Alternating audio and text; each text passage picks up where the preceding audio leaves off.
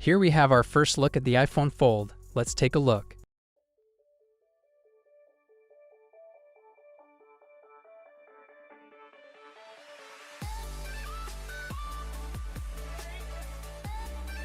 The video shared by Jay's Tech on X, and honestly, it feels surreal. Apple's first foldable device is finally here, and it's every bit as premium and futuristic as we imagined. Just look at that stunning crease-free 7.8-inch OLED display.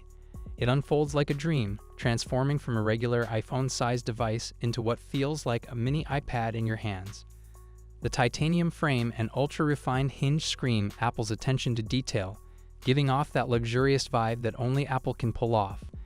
Inside, it's rumored to pack the powerful A20 chip paired with 12 gigs of RAM, making this not just a stylish piece of tech, but a performance beast.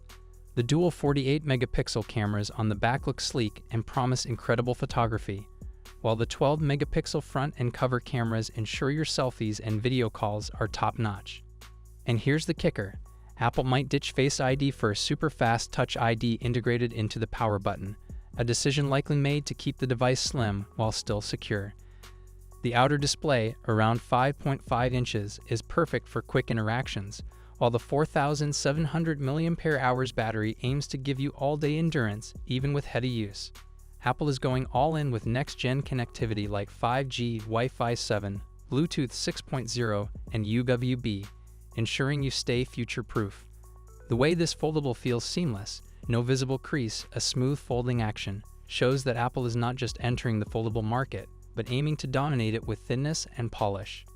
Rumors suggest the iPhone Fold will enter production in late 2025 with a late 2026 launch.